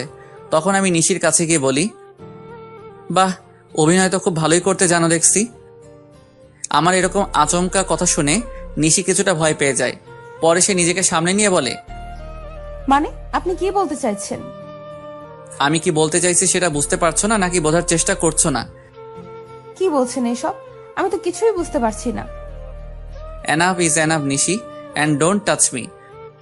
Please Raj, tell me what's happened with you. Please tell me. আর কত অভিনয় করবে নিশি, আর কত? আমি অভিনয় করছি। হ্যাঁ, তুমি অভিনয় করছো, তার প্রমাণ এগুলো। নিশি ছবিগুলো দেখে আরো কান্না শুরু করে দিল আর আমাকে এসে জড়িয়ে ধরলো। কিন্তু আমি এবার রাগ কন্ট্রোল করতে না পেরে নিশিকে সজোরে একটা চড় মারি। এই প্রথম আমি ওর গায়ে হাত তুললাম। তোকে না বললাম তুই আমাকে ছবি না, তাও কেন আমাকে ছোঁয়ার চেষ্টা করছিস? আর এই নে, তুই যার জন্য এত অভিনয় করেছিস, আমার সমস্ত সম্পত্তি আমি তোর নামে লিখে দিয়েছি, আর আমাকে মুক্তি দে। তারপর আমি ওর দিকে ডিভোর্স পেপারটা আর সম্পত্তির পেপার এগিয়ে দেই। তখন নিশি বলে, বেশ, আপনি যখন আমার থেকে মুক্তি চান তবে তাই হোক। এই বলে নিশি ডিভোর্স পেপারে সাইন করে দেয়। আর শুনুন মিস্টার রাজ, আপনার সম্পত্তির আমার কোনো প্রয়োজন নেই, তাই এগুলো আপনার সাথেই রাখুন। কথাগুলো বলে নিশি কান্না করতে করতে বাড়ি থেকে বের হয়ে গেল। আমার অনেক ইচ্ছা হচ্ছিল ওকে আটকাবার, কিন্তু সেই অধিকার আর আমার নেই। এখন নিশিকে ছাড়াই আমাকে থাকতে হবে। নিশি আমায় ছেড়ে গেছে প্রায় 1 বছর হলো। এই 1 বছরে এমন কোনো রাত নেই যে রাতে আমি নিশির জন্য চোখের জল ফেলি নাই, কিন্তু এই 1 বছরে আমি নিশির কোনো খোঁজ করি নাই। হয়তো রাগের বশে এই 1 বছরে আমি কারোর সাথে ভালো করে কথা বলি নাই। সারাদিন অফিসের কাজে নিজেকে ব্যস্ত রেখেছি, আর রাতে নিশির সাথে কাটানো মুহূর্তগুলো ভেবে কষ্ট পেয়েছি। প্রতিদিনের মতো আজ সকালে অফিস যাচ্ছিলাম, তখন আম্মু এসে আমায় বলল, বাবা রাজ, আর কতদিন নিজেকে এভাবে কষ্ট দিবি বল? যার জন্য এত কষ্ট পাচ্ছিস সে কি 1 বছরে একবারও তোর খবর নিয়েছে? আম্মু এত ঘুরিয়ে পেঁচিয়ে কথা না বলে কি বলতে চাও সেটা বলো তো। বলছিলাম কি, তুই একবার একটা বিয়ে করে নে, আর কত নিজেকে কষ্টের মাঝে রাখবি বল? আমি তোমায় আগেও বলেছি আর এখনো বলছি, আমি কোনো বিয়ে করতে পারবো না। তোকে বিয়ে করতেই হবে, তুই আর বিয়েতে অমত করবি না। কিন্তু আম্মু। আর কোনো কিন্তু নয়। আচ্ছা ঠিক আছে, তুমি যখন বলছো তখন তাই হোক, কিন্তু আমাকে এসবের মধ্যে টানবে না, আর বিয়েটা যাতে একদম সাধারণভাবে হয়। আসলে আমি আব্বু আম্মুর মুখের দিকে তাকিয়ে বিয়েতে রাজি হলাম, কারণ এই 1 বছর আম্মু অনেক কষ্ট পেয়েছে। আচ্ছা, তুই যা বলবি তাই হবে। ওকে, আমি এখন আসি। তারপর আমি অফিসে চলে আসি, কারণ আজ অফিসে নতুন বিয়ে নেওয়া হবে। তারপর আমি অফিসে চলে আসি। May I come in sir? Yes, coming. Sir, আপনার বিয়ের জন্য 3 জনকে সিলেক্ট করা হয়েছে, যদি আপনি একবার দেখে নিতেন। অবশ্যই দিন, আমি দেখতেছি। আমি ফাইলগুলো চেক করছিলাম, এমন সময় আমার চোখ আটকে গেল একটা ফাইলে। তাই আমি ম্যানেজারকে বললাম, ম্যানেজার সাহেব, এই মেয়েটিকে নিন, আর তার আগে কন্ট্রাক্ট পেপার সাইন করিয়ে নেবেন। Okay, I take leave now. Sure, you can. সেদিনকার মতো অফিসের সমস্ত কাজ শেষ করে বাসায় আসলাম, আর আসা মাত্র আম্মু বলল, আমি একটা মেয়ে পছন্দ করেছি, যদি তুই একবার দেখে নিতি। তার কোনো দরকার নেই, আর আমি বিয়েটা 1 মাস পরে করতে চাই। কিন্তু তুই। প্লিজ আম্মু, একটু বোঝার চেষ্টা করো। আচ্ছা ঠিক আছে। তারপর আমি আমার রুমে চলে আসলাম আর ফ্রেশ হয়ে ঘুমিয়ে পড়লাম। যদিও জানি ঘুম আসবে না, তবুও ঘুমানোর ব্যর্থ চেষ্টা করলাম, কারণ এখন রাতে আর ঘুম আসে না। যদিও আসে, তাও নিশির সাথে কাটানো মুহূর্তগুলো মনে হয় ভেঙে যায়। কোনোভাবে রাতটা পার করলাম। পরের দিন সকালে ঘুম থেকে উঠে ফ্রেশ হয়ে অফিসে চলে আসলাম। এসে দেখে আমার নিউ পিএ এখন অফিসে আসে নাই, তাই ম্যানেজারকে বলে আসলাম সে আসলেই আমার সাথে দেখা করতে বলতে। তারপর আমি আমার কেবিনে চলে গেলাম। কিছুক্ষণ পরে কেউ আমার কেবিনের দরজা নক করলো, তাই আমি পেছন ফিরে বললাম, may I come in sir? Yes, coming. আসলে স্যার, আমি আসার সময় জ্যামে আটকা পড়ে গিয়েছিলাম, তাই আসতে লেট হইল। কিন্তু স্যার, আর কোনোদিন লেট হবে না। তাই বুঝি? এবার ওর দিকে ফিরে তাকালাম আর সে আমাকে দেখে ভূত দেখার মতো চমকে উঠল। মনে হয় সে আমাকে এখানে আশা করে নাই। আপনি এখানে? আমি। অন্য কারো থাকার কথা ছিল বুঝি মিস নিশি? আপনাদের তো বলাই হয়নি আমার পিএ হলো নিশি। এটা তো আপনার অফিস না, তাহলে এখানে কেমন করে আসলেন? আপনার বোধহয় কোথাও ভুল হচ্ছে, কারণ এই অফিসের ওনার আমি। হয়তো বা হতে পারে, তবে আমি এই অফিসে জব করতে পারবো না। কথাগুলো বলেই নিশি চলে যাচ্ছিল, তাই আমি ওকে থামিয়ে বলি, excuse miss Nishi, without my permission আপনি যেতে পারবেন না। What the hell are you talking? আমি ঠিক কথাই বলছি। আর এইটা দেখুন, 2 বছরের আগে আপনি এই কোম্পানি ছাড়তে পারবেন না, আর যদিও ছাড়তে চান তাহলে আমার পারমিশন নিতে হবে। কিন্তু আমি এই মুহূর্তে আপনাকে পারমিশন দিচ্ছি না। সো আপনি এখন যেতে পারেন, প্রয়োজন পড়লে আমি আপনাকে ডেকে নিব। Okay sir. তারপর নিশি ওর কেবিনে চলে যায়। আমার আর ওর কেবিন প্রায় পাশাপাশি, তাই আমি ওকে দেখতে পারছিলাম। অন্যদিকে নিশি নিজের কেবিনে এসে ভাবে, কেন যে সেদিন সাইন করার আগে কন্ট্রাক্ট পেপারটা ভালো করে পড়ে নিলাম না, আর উনি কেন আবার আমার সামনে আসলেন? ভালোই তো ছিলাম এই 1 বছর ওনাকে ছাড়া। এমন সময় নিশির ফোনে কল আসে, আর ফোনটা ধরা মাত্র নিশি কিছুটা বিচলিত হয়ে যায়। ফোনের ওপাশ থেকে কেউ কিছু হয়তো বলল। আমি বসে আমার কাজ করছিলাম। এমন সময় নিশি আমার কেবিনে আসে আর বলে, স্যার, একটা কথা বলার ছিল। নিশির মুখে স্যার ডাক শুনে বুকের মধ্যে কেমন মোচড় দিয়ে উঠল। বলেন।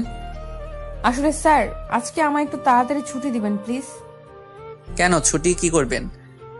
আসলে বাসায় একটু প্রয়োজনীয় কাজ আছে, তাই। কি প্রয়োজনীয় কাজ শুনি? আসলে স্যার। নিশি কিছু লুকাতে চাইছিল আমার কারণে, সে বলে উঠল, স্যার, বাসায় আমার বাচ্চা অসুস্থ হয়ে গেছে, তাই আমার ছুটির প্রয়োজন। এখন ছুটি দেওয়া না দেওয়া সেটা আপনার ব্যাপার, কারণ আপনি এখানকার বস, আপনি চাইলেই সব করতে পারেন। নিশি মুখে বাচ্চার কথা শুনে আমার চারপাশটা কেমন যেন অন্ধকার হয়ে আসছিল। নিঃশ্বাস নিতেও কষ্ট হচ্ছিল।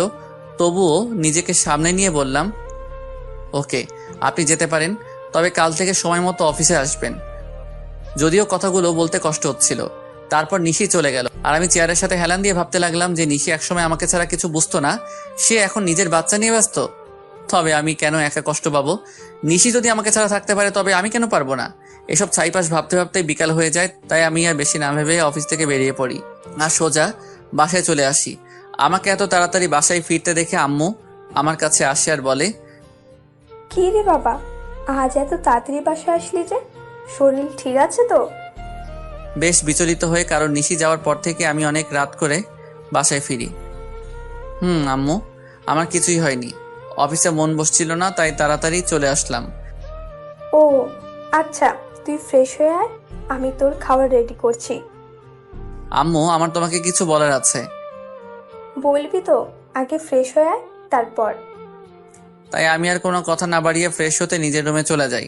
তারপর ফ্রেশ হয়ে নিচে এসে দেখি আম্মু খাবার নিয়ে আমার জন্য অপেক্ষা করছে। তাই আমি গিয়ে বসে পড়ি আর আম্মুকে বলি, আম্মু, তুমি পরশুদিন বিয়ের কথা বলছিলে না? আমি রাজি, তবে বিয়েটা 1 সপ্তাহের মধ্যে হওয়া চাই।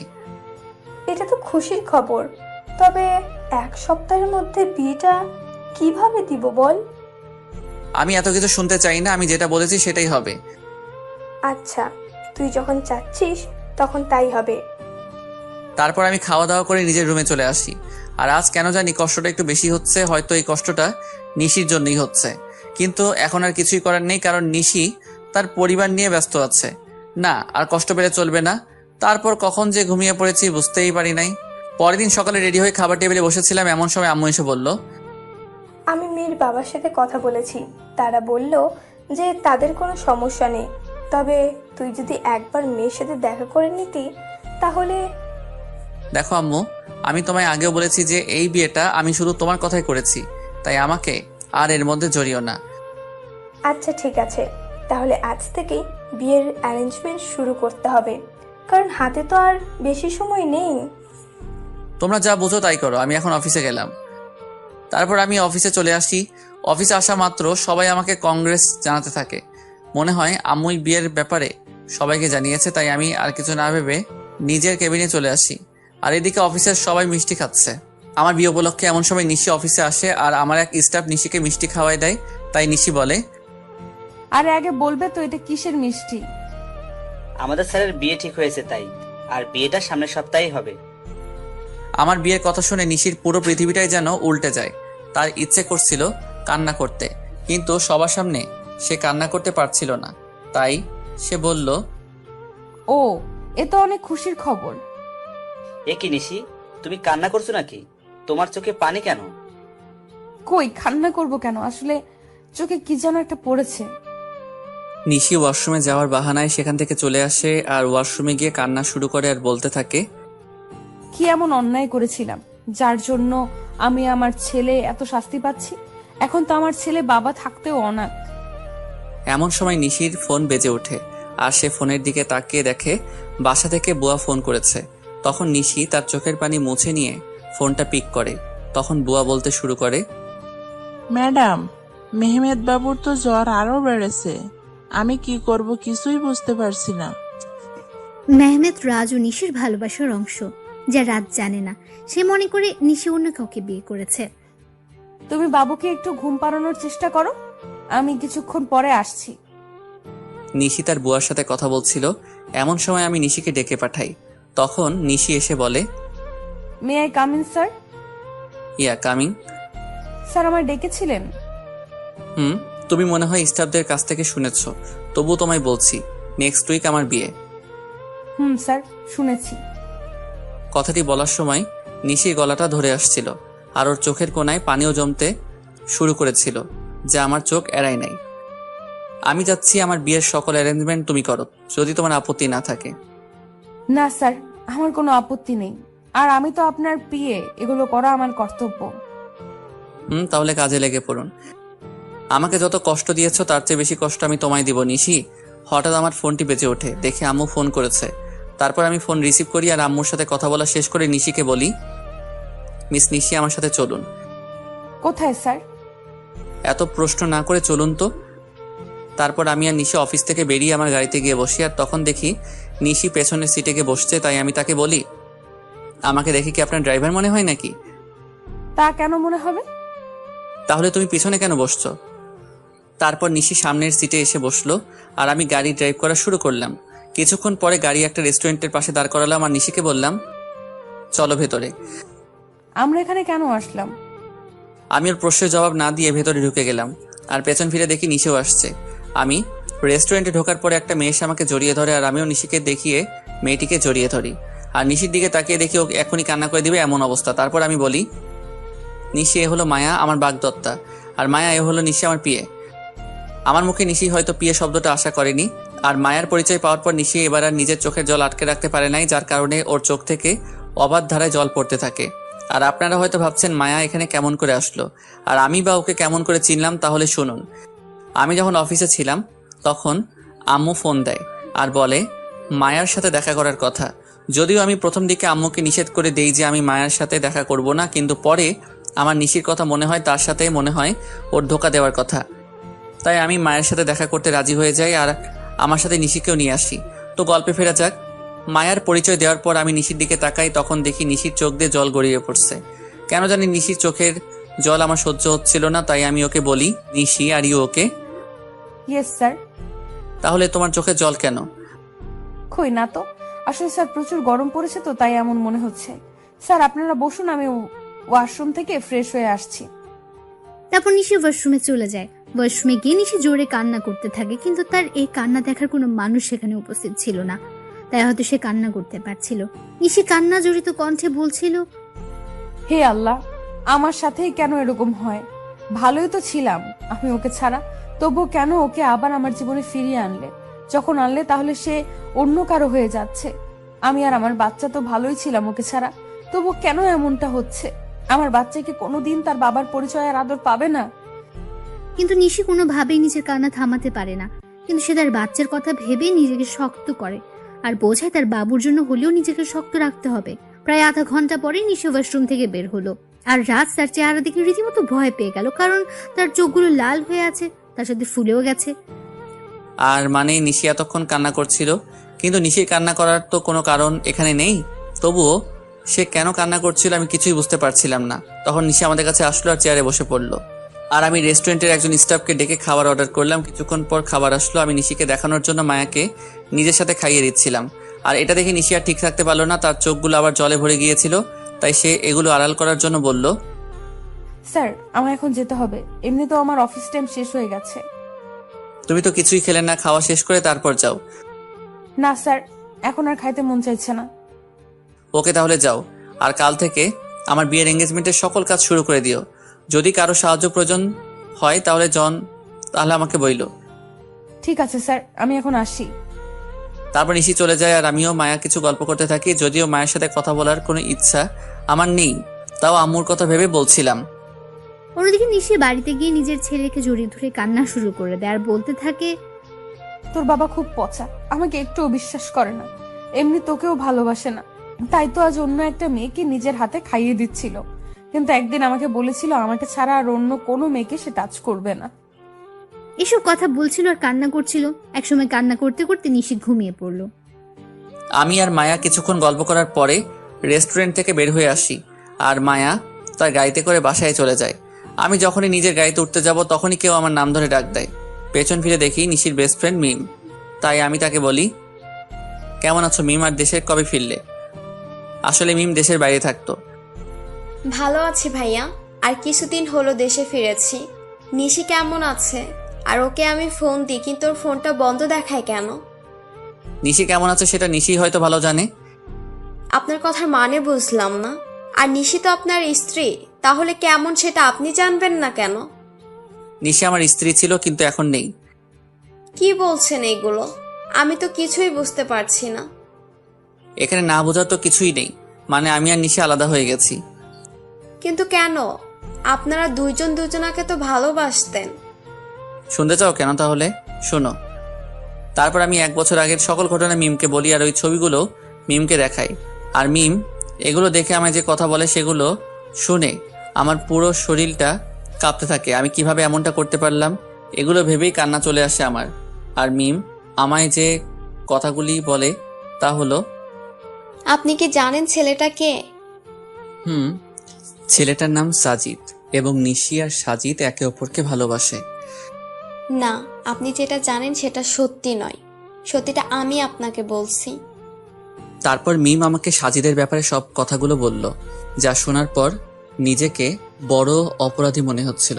মিম বলল যে আমি আর নিশি একই ভার্সিটিতে পড়তাম আর একই ডিপার্টমেন্টে, যার কারণে আমার আর ওর মধ্যে খুব ভালো বন্ধুত্ব হয়ে যায়।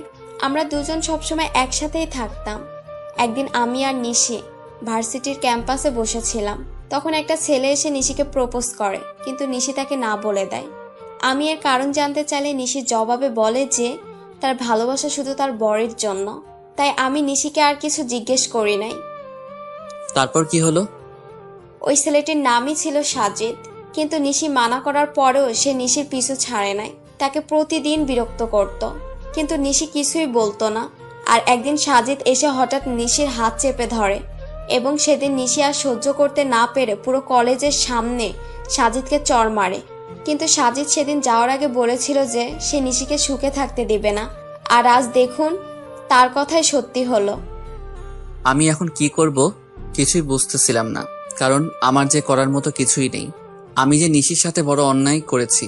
মিম কান্না থামিয়ে আমাকে বলল, আপনি কি জানেন আপনি যখন নিশিকে তাড়িয়ে দেন তখন তার পেটে আপনার সন্তান ছিল?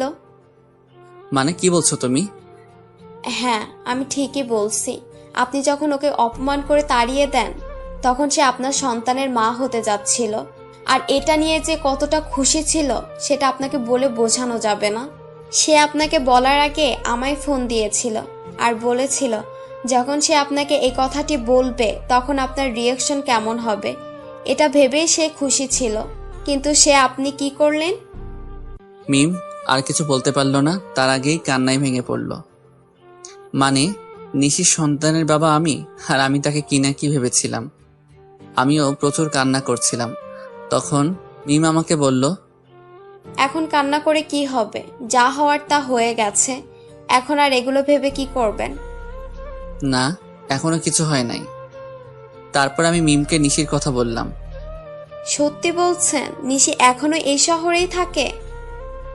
কিন্তু তোমাকে আমার জন্য একটা কাজ করতে হবে যাতে আমি আবার নিশিকে ফিরে পাই। কি করতে হবে আমায় বলুন। তারপর আমি মিমকে আমার প্ল্যান বলি আর সেও রাজি হয়ে যায়। তাই আমিও নিজের বাসায় চলে আসি। বাসায় আসার পর আম্মু আমাকে বলে, বাবা, মেয়েকে কি তোর পছন্দ হয়েছে? আম্মু আমি এই বিয়েটা করতে পারবো না। তুই কিন্তু আমায় কথা দিয়েছিস। আমি কেমন করে এই বিয়ে করব বলো? কেন করবি না শুনি? তারপর আমি নিশির কথা আর ওর আর আমার বাচ্চার কথা আম্মুকে বলি। তখন আম্মু কান্না শুরু করে দেয় আর বলে, আমার বৌমার নাতিকে কবে আনবি বাবা? খুব জলদি আনবো, তার আগে তোমায় একটা কাজ করতে হবে। তারপর আমি আম্মুকে সবকিছু বুঝিয়ে উপরে চলে আসি। আমি রুমে এসে ভাবতে লাগি কিভাবে কি করব, নিশি কি আমায় ক্ষমা করবে নাকি করবে না। তখন আমার সাজিদের কথা মাথায় আসে। কেন সাজিদ এমনটা করলো সেটা তো আমার জানা দরকার। তাই আমি আমার ফ্রেন্ডদের ফোন দিই আর বলি এখনই আমার সাথে দেখা করতে। আর আমিও বেরিয়ে পড়ি। কিরে, এত জলদি দেখা করতে বললি? কোনো সমস্যা হয়েছে নাকি? বলছি, তার আগে রবি আর মিজানকে আসতে দে। কিছুক্ষণ পরে রবি আর মিজান চলে আসে আর আমি ওদেরকে মিমের বলা সকল কথা ওদেরকে খুলে বলি। সব শোনার পরে ওরা বলে, ভাবিকে রাজি করাতে পারবি বলে মনে হয় না। হয়তোবা, কিন্তু হাল ছাড়লে তো চলবে না। আর শোন, তোদের একটা কাজ করতে হবে। কি কাজ বল? সাজিদকে যেভাবেই হোক তোদের খুঁজে বার করতে হবে আর এই নিয়ে সাজিদের ছবি। তারপর আমি ওদেরকে সাজিদের একটা ছবি দেই। ওকে, তোর কাজ হয়ে যাবে। তার আগে তুই ভাব ভাবিকে কিভাবে ম্যানেজ করবি। ঠিক বলেছিস, কিছু তো একটা করতেই হবে। আচ্ছা তোরা এখন থাক, আমি একটা জায়গা থেকে আসতেছি। ওদের থেকে বিদায় নিয়ে আমি সোজা অফিসে চলে আসি। অবশ্য অফিসে আসার মূল উদ্দেশ্য হলো নিশির বাড়ির ঠিকানাটা নেওয়া, কারণ আমি ওর বাসার ঠিকানা জানি না। অফিসে আসার পরে আমি ম্যানেজারকে ফোন দিই আর অফিসে আসতে বলি। কিছুক্ষণ পরে ম্যানেজার অফিসে আসার বলে, স্যার, কোনো দরকারি কাজ আছে নাকি? না, তেমন কিছু দরকারি কাজ না, আমি শুধু নিশির বাসার ঠিকানা নেওয়ার জন্যই অফিসে এসেছি। ওকে স্যার, একটু ওয়েট করেন, আমি নিয়ে আসছি। তারপর ম্যানেজার আমাকে নিশির ঠিকানাটা দেয় আর আমি সেটা নিয়ে বেরিয়ে পড়ি।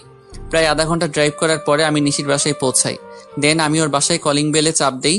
কিছুক্ষণ পরে নিশি এসে দরজা খুলে দেয় আর আমি নিশিকে দেখেই হেসে ফেলি, কারণ সে সারা গায়ে ময়দা মেখে আছে। তখন নিশি বলে, এই আপনি পাগলের মতো হাসছেন কেন? আর এইখানেই বা কি করছেন? বারে, নিজের বউয়ের বাসায় আসতে আবার কারো পারমিশন লাগে নাকি? মানে কে আপনার বউ? আর এসব কি বলছেন? আমার সামনে যে দাঁড়িয়ে আছে সে আমার বউ, বুঝেছেন? আর দেখি সাইড দেন, আমি ভেতরে ঢুকবো। আইসে আমি কারো বউ? আর 1 বছর আগে আমার ডিভোর্স হয়ে গেছে। তো কি হয়েছে, আমি আবার বিয়ে করব? কথা বলতে বলতে বাড়ির ভিতরে ঢুকে যায় আর তখনই দেখি একটা ফুটফুটে বাবু শুয়ে আছে। হয়তো এটাই আমার বাবু হবে। ওকে দেখার সাথে সাথে আমার চোখ দিয়ে পানি বেরিয়ে আসে। কি করছেন কি আপনি? আমি এর কথার জবাব না দিয়ে বাচ্চার দিকে এগোতে থাকি আর যখনই আমি বাচ্চাটিকে স্পর্শ করতে যাব তখনই নিশি আমাকে ধাক্কা দেয় আর বলে ওঠে, একদম আমার বাচ্চা ধরার চেষ্টা করবেন না, তাহলে কিন্তু আমার চেয়ে খারাপ আর কেউ হবে না। ও কি শুধুই তোমার বাচ্চা? ও শুধু আমার আর কারো না, তাই আপনি ওকে ছোঁয়ার চেষ্টাও করবেন না। প্লিজ নিশি, আমার বাচ্চাকে একটু কোলে নিতে দাও। আপনার বাচ্চা? হাসালেন মিস্টার রাজ। ও শুধু আমার বাবু, আর আমি ওর মা, আর আমি ওর বাবা। নিশি প্লিজ। না, আমি ওকে কোনো অপরিচিত লোকের কাছে দিব না। তুমি কাকে অপরিচিত বলছো নিশি? তুমি জানো না আমি ওর কে হই? না, জানি না, আর জানতেও চাই না। তাই ভালোই ভালোই বলছি, এখান থেকে চলে যান, নয়তো আমার থেকে খারাপ আর কেউ হবে না। তুমি মানো নাকি না মানো, আমি ওর বাবাই, আর এটাই সত্যি। বাবা, তাই না? এই বাবার অর্থটার মানে আপনি জানেন? যে নিজের স্ত্রীকে বিলিভ না করে অন্য লোকের কথা শুনে নিজের অন্তঃসত্ত্বা স্ত্রীকে বাড়ি থেকে বাইর করে দেয়, তার কোনো বাবা হওয়ার যোগ্যতা নেই। বুঝেছেন আপনি? নিশ্চয় আমি মানছি আমি ভুল করেছি, তাই বলে কি তুমি আমাকে আমার বাচ্চা থেকে আলাদা করে দেবে? আপনি আর একবারও ওকে নিজের বাচ্চা বলবেন না। এই 1 বছর আমি ওর বাবা মা দুটোই ছিলাম, আর ভবিষ্যতেও থাকতে পারবো। প্লিজ নিশা, আমাকে ক্ষমা করে দাও, এরকম ভুল আমি আর কোনোদিন করব না। এই বলে আমি ওকে নিজের বুকের মাঝে টেনে নেই। নিশি কিছুক্ষণ আমার বুকের মাঝে থেকে পরক্ষণে নিজেকে ছাড়িয়ে নেয় আর বলে, হো, বুঝেছি আপনি কেন এখানে এসেছেন। আপনি আমার শরীরটা ভোগ করতে চান, এই তো? এর আগেও একবার করেছিলেন, তাই না?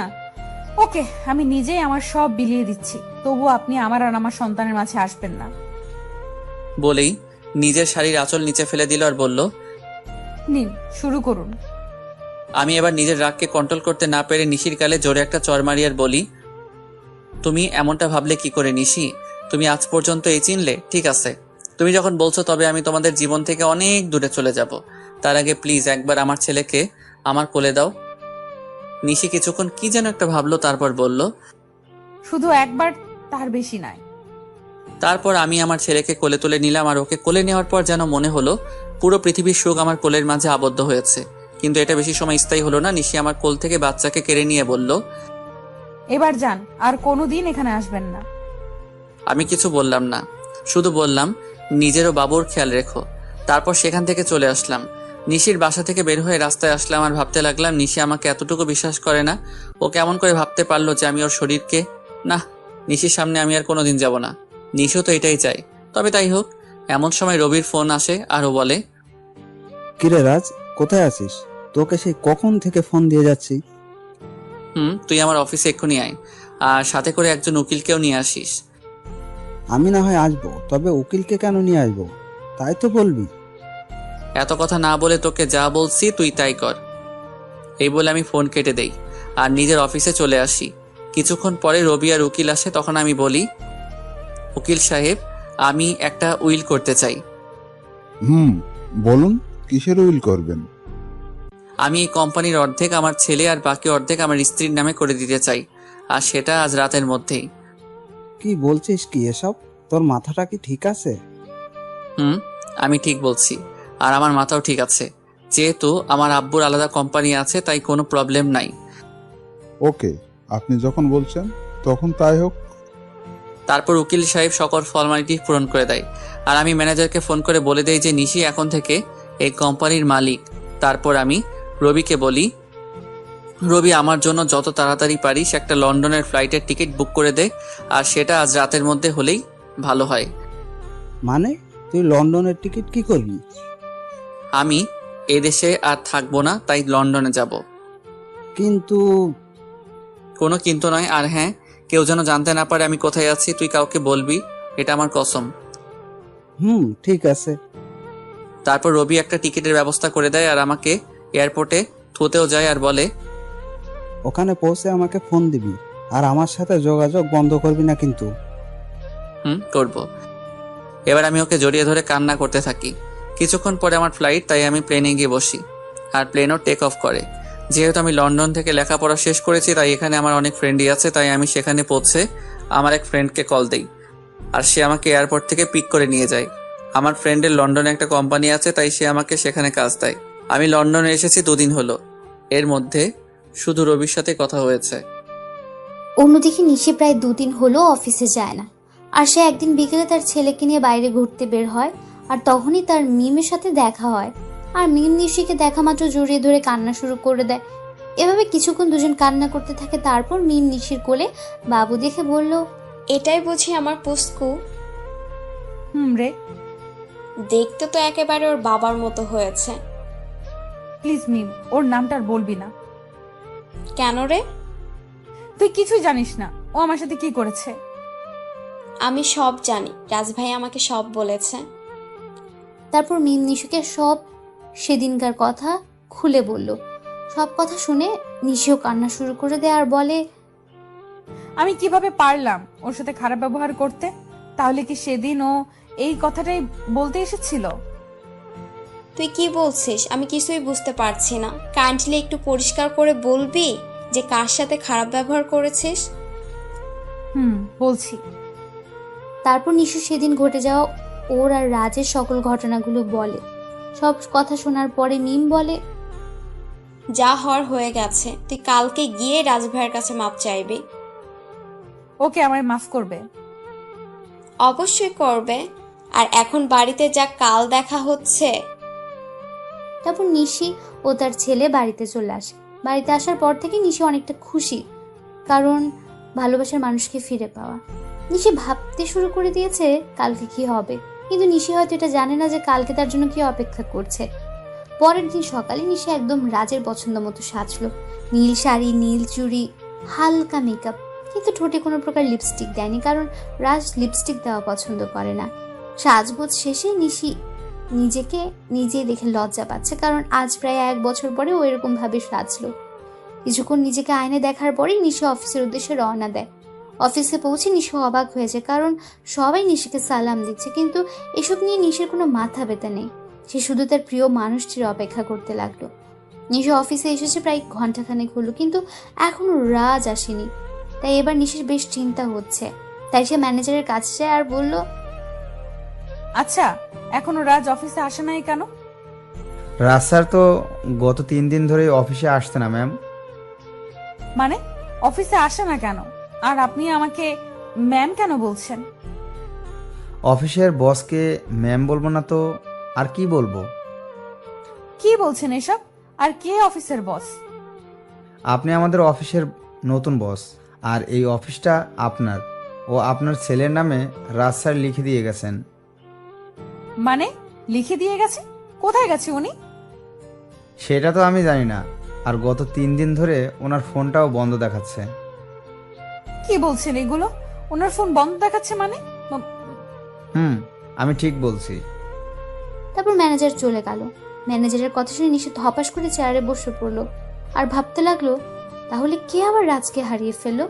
না, এ হতে পারে না, রাজকে কিছুতেই হারাতে দেবে না সে। তারপর নিশি অফিস থেকে বের হয়ে গেল আর ওর বাসায় চলে গেল। বাসায় গিয়ে নিজের ছেলেকে নিয়ে রাজের বাসায় চলে আসলো। আর যেহেতু রাজের মা জানে যে নিশি আর রাজ একটা ছেলে আছে তাদের, তাই তিনি নিশিকে দেখা মাত্র কাছে টেনে নেন আর বললেন, কোথায় ছিলি মা এতদিন? আমাদের কথা কি একবারও মনে পড়েনি? মা, মনে তো অনেক পড়েছে, কিন্তু আসার অধিকারটা ছিল না। হয়েছে, আর বলতে হবে না। আর এটাই কি আমার দাদু ভাই? আম্মু। তারপর সবাই মেহমতকে নিয়ে ব্যস্ত হয়ে পড়লো। কিছুক্ষণ পর নিশি বলে, আম্মু, তোমার ছেলে কই গো? ও আমাকে অনেক জ্বালিয়েছে, আজ তার বদলা নিব। মানে রাজ তোর সাথে আসেনি? সে তো বলেছিল তোকে নিয়ে বাসায় আসবে, তাই আমি ওকে কোনো ফোন দিইনি। ও 3 দিন ধরে আমার সাথে দেখাই করে নাই, আর অফিসেও যায় নাই, তাই আমি মনে করলাম যে ও বাসায় আছে। এখন রাজের আম্মু কান্না করছে। তারা সবাই ভাবছে যে রাজ কোথায় গেল। অন্যদিকে রাজ লন্ডনে গিয়ে তার বন্ধুর বাসায় উঠেছে, আর আজ তার অফিসের প্রথম দিন, তাই সে অফিসের জন্য তৈরি হয়ে বের হবে। তারপর রাজ আর ইব্রাহিম, রাজের বন্ধু, অফিসের উদ্দেশ্যে রওনা দেয়। অফিসে পৌঁছে রাজ অবাক না হয়ে পারল না, কারণ আমাদের অফিসের বস হলো নীলা। সে আমাকে দেখা মাত্র আমায় এসে জড়িয়ে ধরে আর বলে, আরে রাজ, কেমন আছো তুমি? আলহামদুলিল্লাহ, ভালোই আছি। তুমি কেমন আছো? ভালো ছিলাম না, কিন্তু এখন থাকবো। মানে তুমি কি বললে বুঝতে পারলাম না। আমি বললাম যে আমিও ভালো আছি। তা আঙ্কেল আন্টি কেমন আছে? তারাও ভালোই আছে, যদিও আমি জানি না যে তারা কেমন আছে। তা কি মনে করে তোমাদের কোম্পানি ছেড়ে এখানে জয়েন করলে? এমনি গো, তেমন কিছু না। ওকে রাজ, তোমার সাথে পরে কথা হবে। এখন একটা মিটিং আছে, তাই যেতে হবে। বাই। তারপর নীলা চলে গেল। এখন আপনারা হয়তো ভাবছেন নীলাকে আর আমি বা নীলাকে কেমন করে চিনি, তাই তো?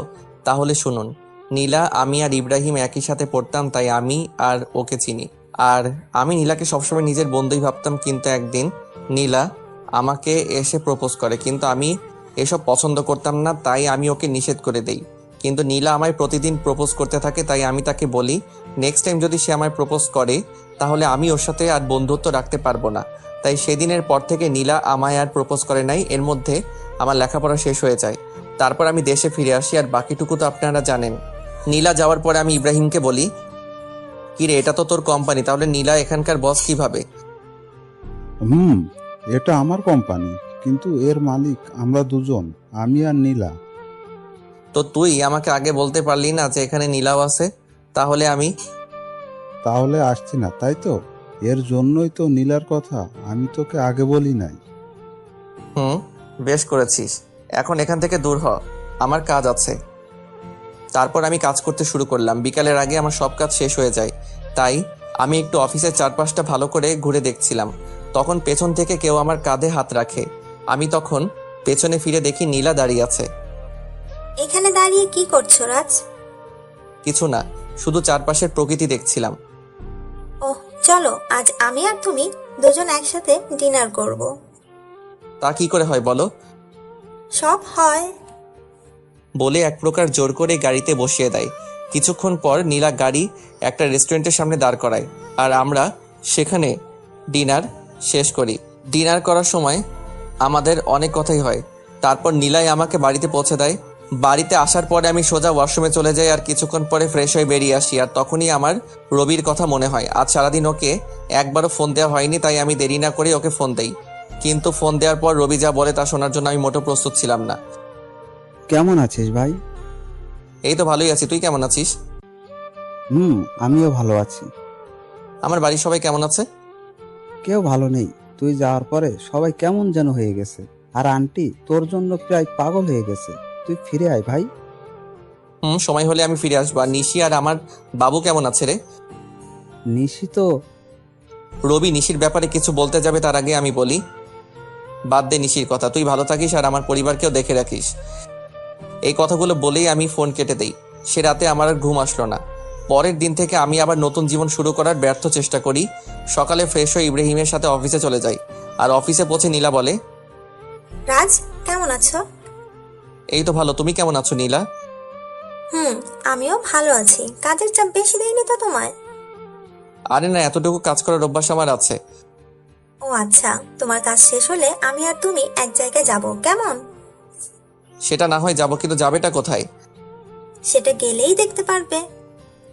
আমিও আর বেশি না ভেবে কাজে মন দিলাম। আর কাজ করতে করতে কখন বিকেল হয়ে গেছে জানতেই পারি নাই। তখন হঠাৎ নীলা এসে বলল, কি গো, তোমার হলো? আর একটু আছে, তুমি দাঁড়াও। আমি আর দাঁড়াতে পারছি না, তুমি আমার সাথে চলো, আমি এই কাজটা অন্য কাউকে দিয়ে করাচ্ছি। বলে নীলা আমার কাজটা একজনকে দিয়ে আমাকে জোর করে বাইরে নিয়ে আসে। আমাকে বাইরে নিয়ে আসার পর নীলা বলে, তুমি গাড়িতে বসো, আমি আসছি। তারপর নীলা আবার অফিসের মধ্যে চলে যায় আর আমি গাড়িতে উঠে বসি। কিছুক্ষণ পরে নীলা বের হয়ে আসে আর গাড়িতে উঠে গাড়ি ড্রাইভ করে। কিছুক্ষণ ড্রাইভ করার পরে আমরা একটা বড় বাড়ির সামনে এসে দাঁড়াই আর নীলা বলে, রাত চলো। এটা আমায় কোথায় নিয়ে এলে? ভেতরে গেলেই দেখতে পারবে। তারপর আমি নীলার পিছু পিছু ভেতরে যাই। আর ভেতরে গিয়ে আমি অবাক হয়ে যাই, কারণ ভেতরে নীলার বাবা মা বসা ছিল। তার মানে এটা নীলাদের বাড়ি। তখন আমি বললাম, কেমন আছেন আঙ্কেল? কেমন আছেন আন্টি? ভালো বাবা, তুমি কেমন আছো? জি আন্টি, আমিও ভালো আছি। তারপর আরো অনেক কথা বললাম আর খাওয়া দাওয়াও এখানেই করলাম। নীলা রাতে আমাকে ইব্রাহিমের বাসায় ধুয়ে যায়, তাই আমিও ফ্রেশ হয়ে ঘুমিয়ে পড়ি। এভাবেই 5টা বছর পার হয়ে যায়। আর এই 5 বছরের নিশির জন্য আমার ভালোবাসায় এতটুকু কমে নাই, বরং বেড়েছে। তো প্রতিদিনের মতো আজও অফিসে গেলাম। আর অফিসে পৌঁছানোর পর নীলা আমার কাছে এসে বলল, শোনো রাজ, আমরা আগামীকাল বাংলাদেশে যাব। সেখানে একটা মিটিং আছে আর আমার সাথে তুমিও যাবে। তাই তোমার যা যা প্রয়োজন তুমি আজ বাসায় গিয়ে প্যাকিং করে নাও, আর কাল সকালে আমাদের ফ্লাইট। ওকে ঠিক আছে। কেন জানি আমি ওকে মানা করতে পারলাম না। হয়তো অনেকদিন পর দেশে ফিরবো, এর জন্যই সেদিনকার মতো অফিস করে বাসায় চলে আসলাম। তারপর আমি আমার কিছু জিনিস প্যাকিং করে রাখলাম। পরের দিন সকালে আমি আর নীলা বাংলাদেশে চলে আসলাম। আর আমি ওখানকার যে কোম্পানির সাথে মিটিং হবে সেখানে গেলাম। আমি সেখানে গিয়ে আরও বেশি অবাক হয়ে যাই, কারণ এটা আর কারো না, আমার বাবার কোম্পানি, যার সাথে আমাদের মিটিং হবে। আমি কি করব তাই ভেবে পাচ্ছিলাম না। একবার মনে করলাম যে মিটিংটা অ্যাটেন্ড করব না, কিন্তু পরক্ষণে কি যেন হলো, আমি মিটিং প্লেসে চলে গেলাম। সেখানে গিয়ে আমি দেখি আমার বাবা একটা চেয়ারে বসা আছে আর তার চেহারাটা কেমন যেন শুকিয়ে গেছে। তো আমি সেখানে গিয়ে সবার সাথে মত বিনিময় করলাম। আর আমি যখনই বাবার কাছে গেলাম তখন বাবা আমাকে দেখা মাত্র জড়িয়ে ধরল আর বলল, কোথায় ছিলি বাবা এতদিন? আমাদের কথা কি তোর একটুও মনে পড়ে নাই? বাবা, অনেক মনে পড়েছে, কিন্তু আমি যে অপারগ ছিলাম। এখন আমার সাথে তুই বাসায় যাবি, তোকে দেখলে তোর আম্মু অনেক খুশি হবে। আব্বু, আমি যাব, তার আগে মিটিংটা শেষ করে নেই। সত্যি বলছিস তো? সত্যি। এতক্ষণ সবাই আমাদের দিকে তাকিয়েছিল আর বোঝার চেষ্টা করছিল যে কি হচ্ছে এগুলো। এমনি নীলাও অবাক হয়ে গিয়েছে, কারণ সেও আমার বাবাকে চিনে না। তাই সে আমার কাছে এসে বলল, তুমি বিজনেসম্যান নাজমুল সাহেবের ছেলে? তুমি এত বড় বিজনেসম্যানের ছেলে হয়ে আমাদের কোম্পানিতে একজন সাধারণ স্টাফ হয়ে কাজ কেন করছিলে? এর একটা কারণ আছে যেটা তুমি জানো না। কি কারণ আছে রাজ? মিটিং শেষ হোক, তারপর না হয় বলি। ওকে ঠিক আছে। নীলার অবাক হওয়াই স্বাভাবিক, কারণ এই 5 বছরে আমি নীলাকে একবারের জন্য আমার আসল পরিচয়টা বলি নাই। যদিও সে জানতো আমাদের একটা কোম্পানি আছে। তারপর আমরা মিটিং শেষ করে বাহির হলাম, আর তখনই আমার চোখ গেল একটা বাচ্চার উপর। বয়স আর কত হবে, 5-6 বছর হয়তো, কিন্তু ওকে দেখে মনে হচ্ছে কতদিনের না চেনা। তাই আমি ওর কাছে যাই আর বলি, বাবা তোমার নাম কি? কিন্তু ছেলেটা আমাকে অবাক করে দিয়ে পাপা বলে আমায় জড়ায় ধরে। কে তোমার পাপা? তুমি তো আমার পাপা, আমার মামুনি বলছে। আর জানো পাপা, তোমার জন্য আমার মামুনি প্রতিদিন কান্না করে। কে তোমার মামুনি বাবা? তখন ছেলেটি হাত দিয়ে একজনকে দেখিয়ে দেয়, আর সেটা আর কেউ না, সেটা হলো নিশি। মানে ছেলেটি আমার আর নিশি সন্তান।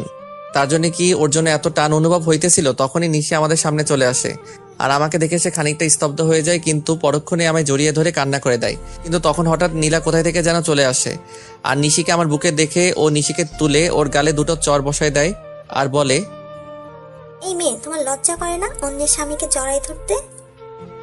অন্যের স্বামী মানে? হ্যাঁ, তুমি যাকে জড়াই ধরছো সে আমার হাজবেন্ড হয়। ও সরি, আমায় ক্ষমা করে দিয়ে। আর মিস্টার রাজ, আপনার ছেলেকে দেখে রাখবেন। এই কথা বলে নিশি বাইরে দৌড় দিল। আমিও নিশির পিছু পিছু গেলাম, কিন্তু আমি যেতে একটু দেরি করে ফেলেছিলাম, কারণ নিশি একটা কারের হাতে ধাক্কা খেয়েছে আর ওর মাথা থেকে প্রচুর ব্লিডিং হচ্ছে। আমি কি করব কিছুই বুঝতে পারছিলাম না, আর বাইরে এসে দেখি নিশির মাথা থেকে প্রচুর ব্লিডিং হচ্ছে। আমি কি করব না করব কিছুই বুঝতে পারছিলাম না। আমার মনে হচ্ছিল যেন আমি আমার জীবনের সবচেয়ে মূল্যবান কিছু হারাতে যাচ্ছি। তাই আমি গিয়ে নিশিকে আমার কোলে তুলে নেই আর হসপিটালের দিকে দৌড়াতে শুরু করলাম।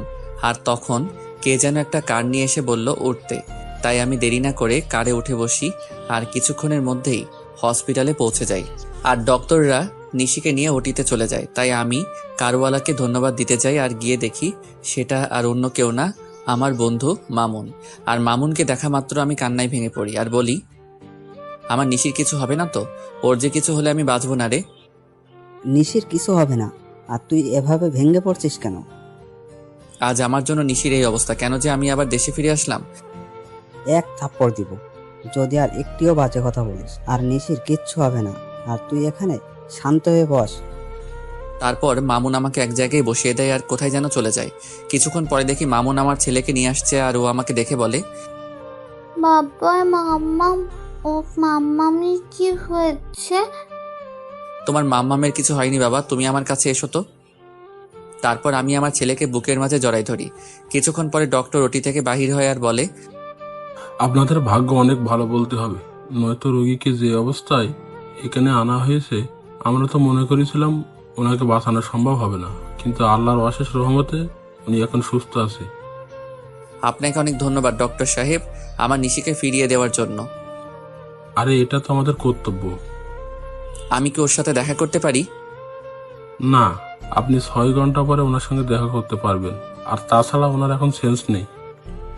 ওকে ডক্টর। ডক্টরের সাথে কথা শেষ করে এসে আমি আমার ছেলের কাছে বসি। আমি আর আমার ছেলে বসে আছি, তখন কেউ পেছন থেকে আমার নাম ধরে ডাক দেয়। তাই আমি পেছনে তাকাই কে ডাকছে দেখার জন্য। তখন দেখতে পাই আব্বু আর আম্মু দাঁড়ায় আছে। আর আম্মু আমাকে দেখে আর স্থির থাকতে পারলো না, আমার কাছে এসে কান্না শুরু করে দিল আর বলল, কোথায় ছিলি বাবা এতদিন? আমাদের কথা কি তোর একটুও মনে পড়ে না? আম্মু, মনে তো সবসময় পড়তো, কিন্তু আসার উপায় ছিল না। আর এই যে দেখো আমি এসে গেছি, আর কোথাও যাব না। সত্যি তো? সত্যি। তখন একজন নার্স এসে খবর দিল যে নিশির সেন্স পেয়েছে। তাই আমি আর দেরি না করে নিশির কেবিনে ঢুকে গেলাম। আমার পিছু পিছু বাকি সবাইও চলে এসেছে, কিন্তু নিশি আমাকে দেখে তার মুখটা অন্যদিকে ঘুরিয়ে নিল। সবাই নিশির সাথে কথা বলছে, আর নিশি সেগুলোর উত্তর শুধু হ্যাঁ অথবা নাতে দিচ্ছে, কিন্তু সে আমার দিকে একবারও তাকাচ্ছে না। এতে আমার অনেকটাই খারাপ লাগে। তাই আমি সবাইকে বলি, আমি আর নিশিকে একা কথা বলতে চাই, তাই প্লিজ সবাই যদি একটু বাইরে যেতে। অবশ্যই। তারপর সবাই বাইরে চলে যায়, আর আমি নিশির পাশে গিয়ে বসি, আর ওর হাত আমার হাতের মুঠোর মধ্যে নেই আর বলি, নিশি আমি সরি, কথা বলবেন আমার সাথে? ঠিক আছে, তাহলে আমি চলে যাচ্ছি। আমি যখন উঠতে যাব তখন নিশি আমার হাতটা ধরে ফেলে, আর আমি ওর দিকে তাকিয়ে দেখেও কান্না করছে। আরে পাগলি, কান্না করছো কেন? খুব খারাপ, শুধু আমায় কষ্ট দেন। বুঝলাম মনের ভিতর অনেক অভিমান জমা হয়ে আছে। গো, আমি খুব খারাপ, আর আমি ওয়াদা করছি আজকের পর থেকে তোমায় আর কখনো কষ্ট দিব না। এইভাবে বললে আমি বিলিভ করব না। তাহলে কিভাবে বলবো? কান ধরে বলেন। ওকে শোনাবো, এই তো কান ধরলাম। ওই ফাজিল, আমি কি আমার কান ধরতে বলেছি নাকি? তো কি হলো? আর ছেড়ে যাবে না তো? কখনো না। পাগলিটাও আমার বুকের মধ্যে মিশে গেল। ঠিক তখনই নীলা কেবিনে আসলো আর নিশি নীলাকে দেখা মাত্র আমাকে আরো শক্ত করে জড়িয়ে ধরলো। ওর মতে ও যদি আমায় ছেড়ে দিলেই হারিয়ে যাব। ভয় পেও না নিশি, আমি তো শুধু ক্ষমা চাইতে এসেছি। আসলে আমি জানতাম না যে রাজ তোমার কে হয়, তাই ওই কথাগুলো বলে ফেলেছিলাম। ইটস ওকে।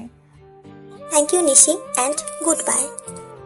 বলে নীলা চলে যায়। তখন আমি নিশিকে বলি, বাবু তুমি এখন রেস্ট নাও, তুমি এখন অনেকটাই উইক। তারপর নিশি আমার হাতটা ধরে বাচ্চাদের মতো ঘুমিয়ে পড়ে। প্রায় 15 দিন পর নিশিকে রিলিজ দেওয়া হয় আর নিশির পুরোপুরি সুস্থ হতে প্রায় 1 মাস সময় লাগে। আর এই 1 মাস কেটেছে নিশির সাথে দুষ্টমি করতে করতে। একদিন রাতে আমি আর নিশি ছাদে বসেছিলাম, তখন নিশির কি যেন মনে হলো আর সে আমার কোলের উপরে উঠে এসে বসলো আর আমার গাল জড়ায় ধরে বলল, আমার একটা ফুটফুটে মেয়ে চাই, দিবেন? দিব। ও আমি ওর ঘাড়ে আমার নাক ডুবিয়ে গন্ধ নিচ্ছি আর কথাগুলো বলছিলাম, কেমন যেন নেশা ধরানো গন্ধ।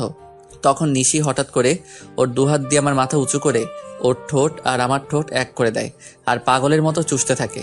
নিশির এমন কাজ দেখে আমি খানিকটা অবাক হলেও পরক্ষণেই নিজেকে সামলে নেই আর ওর কোমরটা জড়িয়ে ধরে নিজের দিকে টেনে আনি আর ওর ঠোঁট চুষতে থাকি। এইভাবে প্রায় 10 মিনিট ছিলাম। তারপর আমি নিশির পাজাখোলা করে তুলে নিয়ে রুমের মধ্যে আসি আর পা দিয়ে দরজাটা লাগিয়ে দিই। তারপর নিশিকে বিছানায় শুয়ে দিয়ে নিজের শার্টের বোতামগুলো খুলি আর শার্টটা দূরে ছুঁড়ে বাড়ি। তারপর নিশির উপরে উঠে ওর ঘাড় সহ ঘাড়া সারা শরীরে কিস করি, সাথে হালকা কামড় দেই। ফলে নিশি হালকা চিৎকার করছিল। তারপর আমি আস্তে আস্তে নিশির ব্লাউজের হুক খুলি আর নিশি আবেশ আমাকে জড়াই ধরে। তারপর আর কমুনা, সবাই নিজে থেকেই বুঝে নেন গা।